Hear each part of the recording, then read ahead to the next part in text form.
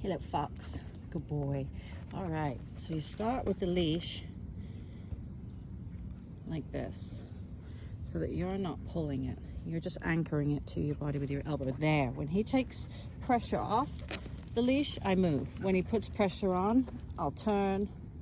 I don't go in a straight line until he's showing me he can be responsible for removing tension. When he feels tension, he knows it's his responsibility to come back and relieve it. And because he's so distracted by the new sniffs, it takes adding in chicken when he does remember, because that can compete with the enticing smells, whereas doing it without just takes a long time. That's all.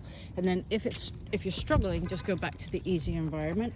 See how I can hold the leash like this? If I have to do anything other than this, because he's pulling to keep this leash in my hand, I don't move. See right there, he put tension on the leash, so I stop moving. And then to help him out, sometimes I'll just turn away, bend down, and then go back. So, and I know it's tedious and it can be boring, unless you're a nut like me. But see how he brought the tension back?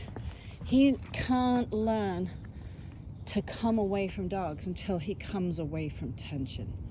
Does that make sense? See how there's tension there? I'm going to turn and reject that direction.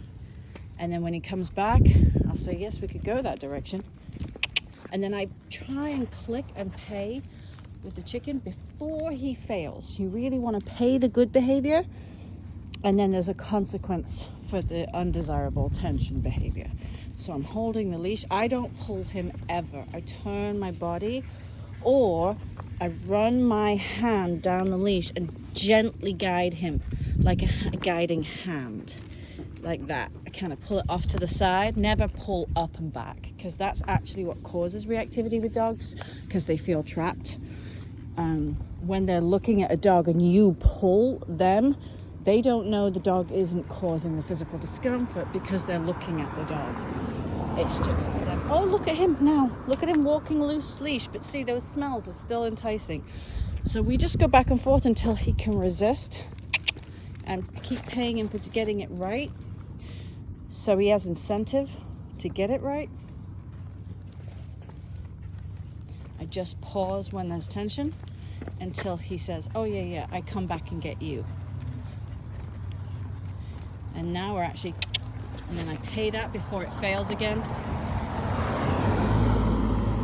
so that he has a job. Instead of going and sniffing all the smells, his job is to keep tension off the leash without me telling him that. I'm not giving him a command here, or a cue they're called now, because a command is do it or else. There's no or else. Do it or I'll bring you away. Do it or I'll stop moving. Please, would you do it?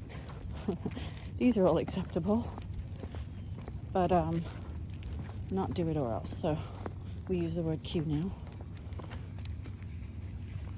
because we don't like do it or else mentality. We understand he's a dog. These are smells that are very, very compelling to him, and I'm competing with my presence. But if I'm boring and I have nothing to offer on this walk, then the world is more interesting than me. So by bringing the trick in, you're just upping your interest.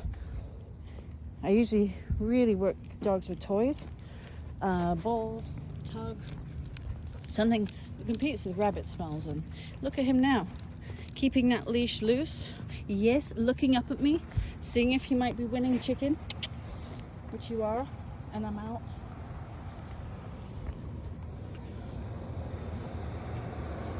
Chicken on your ears, Fox. You got chicken on your ear?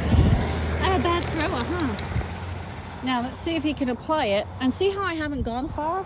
That's the thing. I would walk him, yes, until he can do it anywhere. But the minute I go somewhere new, he forgets everything he learned. Yes! And he has to figure out how to earn access to the smells. Tension loses. Yes, clever boy!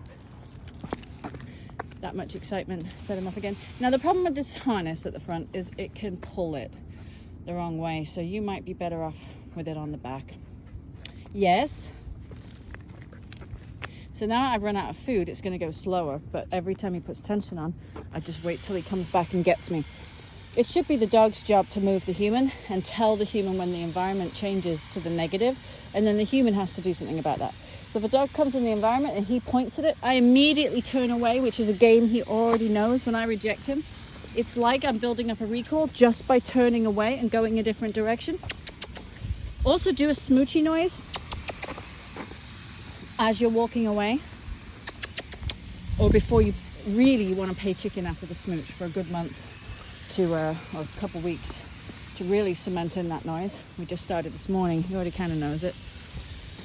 But see how he can't get past that point without pulling? So I don't make him feel wrong because we can't do it. I just keep showing him, yeah, yes, little man, you did it. You got past that point, and I have nothing left but the memory of chicken. But you have to be very patient to let his brain learn in his time. It isn't something we should expect him to know for weeks yet. Weeks of doing this.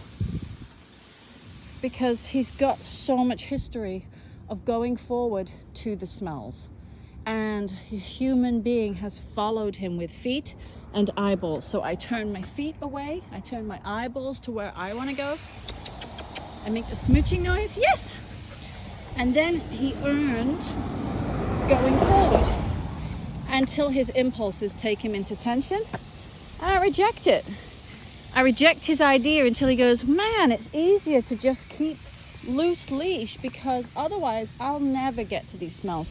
That might take him a whole day to figure out. That might take him a whole month to figure out. I can't dictate what his learning pace should be. I just keep offering the steps of the dance until he understands that Marnie never follows tension. So if there's a dog and I'm pulling, he knows I'm going to come away just like this. He knows I'm not going to go closer to the dog. He knows we're leaving that dog alone. Whatever he's pulling towards, I don't go towards. He will never get that behavior from me. Never. Not once will he get me following him pulling. So he will give up pulling with me.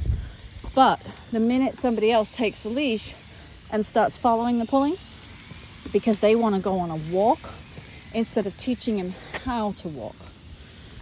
I think the how of the walk is way more important. And I can do this for 45 minutes and this dog can be very, very well exercised, you know? And he's still got stuff to sniff and he can still go pee.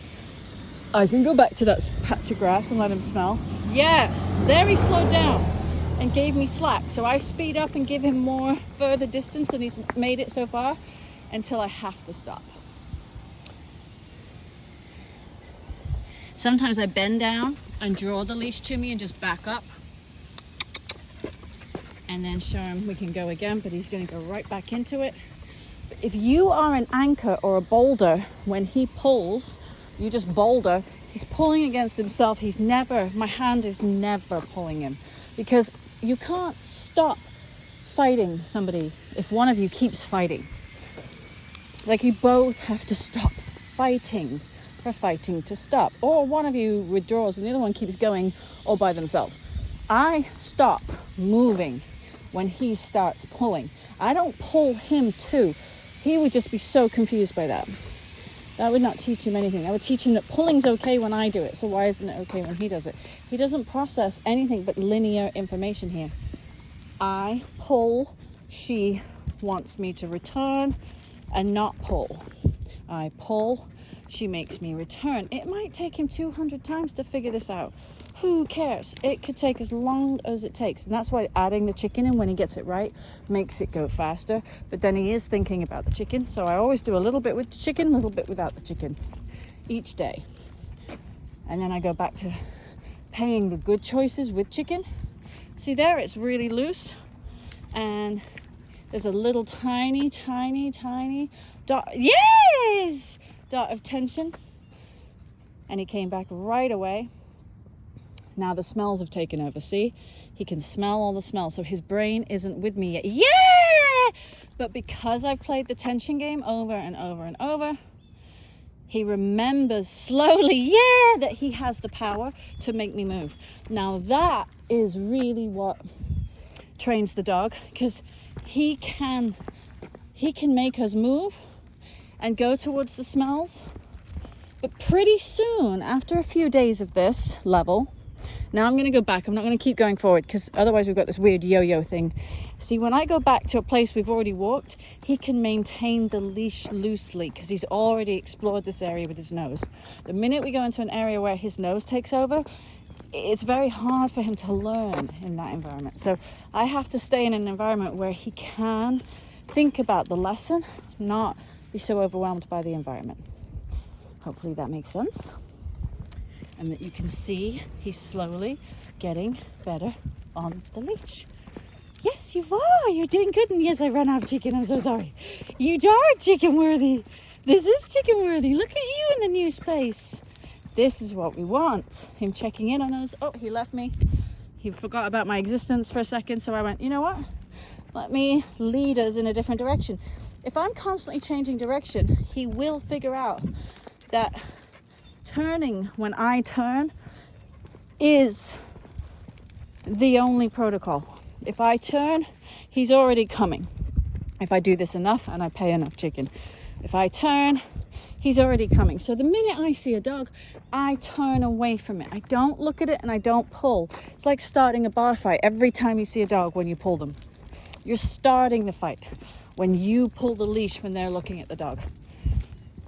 So, doctor's orders right now are no long walks. This is to be done twice a day. I don't care how long, with chicken, without chicken, until it looks like this. This is your mission, should you choose to accept it, to create loose leash, because we cannot fix dog reactivity with leash tension. It is the absolute law of physics that tension creates reactivity. So we have to eliminate tension without the dogs present in order to expect him to be able to release tension at the distance with dogs present. If a dog comes close, we may have to go, I'm leaving, and just go. And the leash will drag in because you're going, but you're not pulling per se. And that's the only acceptable.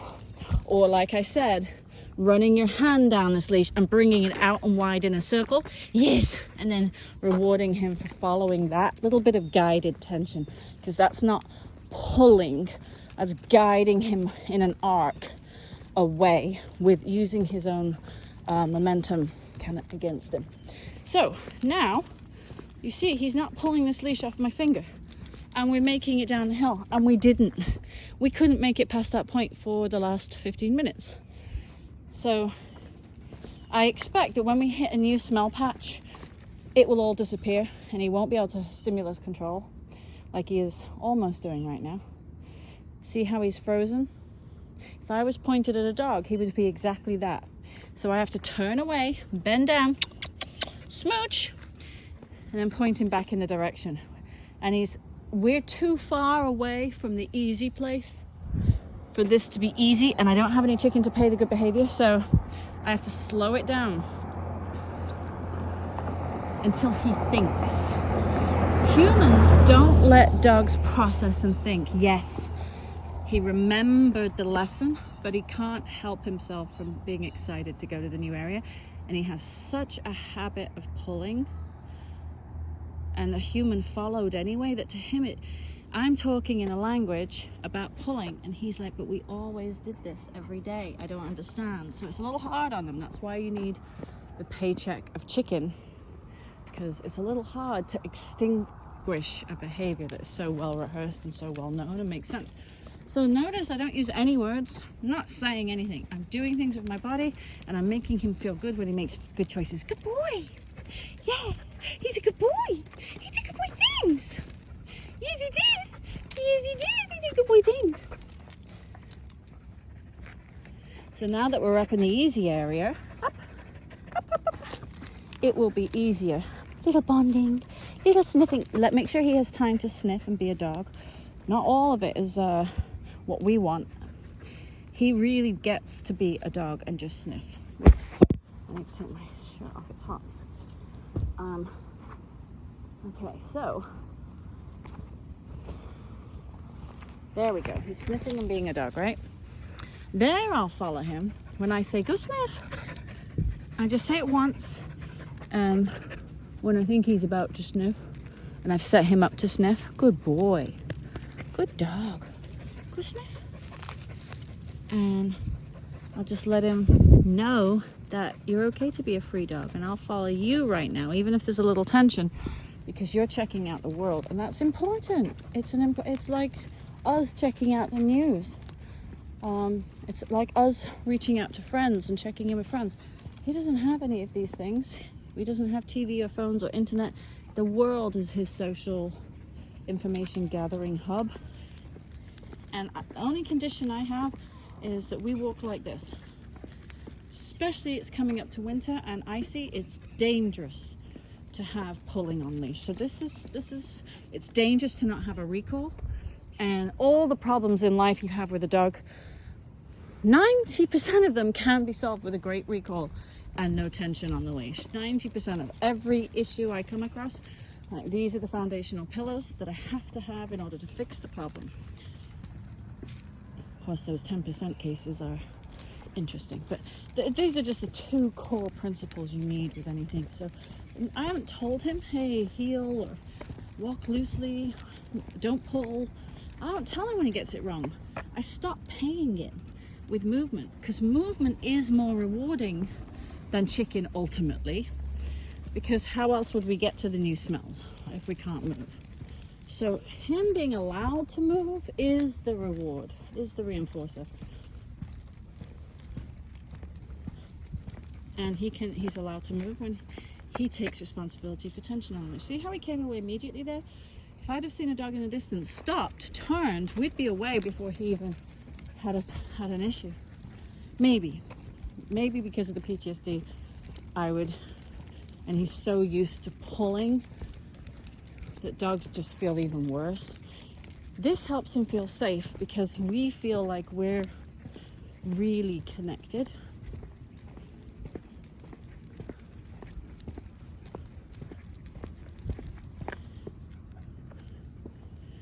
Yeah, but you see that little bit of licking? Because that was negative information. I took him away from what he was doing, and it squished him a tiny fraction, little bit. So, but there it doesn't, because he's in the new smells. The new smells are making him more confident, which undoes the negativity of the interrupted walk. Yes, good sniff, good sniff. So there he's holding it. He's about to lose it. And that's enough for one session. And then I'll do another one and another one and another one, but a break between so that he can process everything that happened. And when he does have to sniff, I just allow it.